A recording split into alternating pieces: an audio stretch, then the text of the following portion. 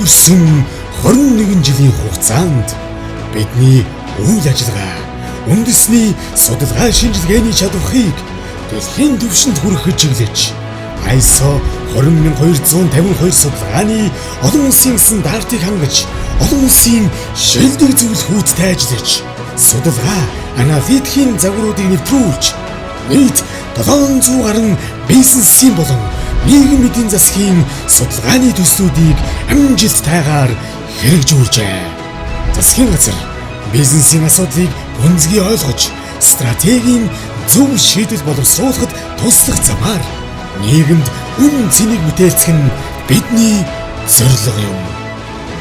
Судалгаанд суурилсан хөгжлийн төлөө үргэлж хамт байдаг хамтрагч, харилцагч та бүхэндээ талархлаа.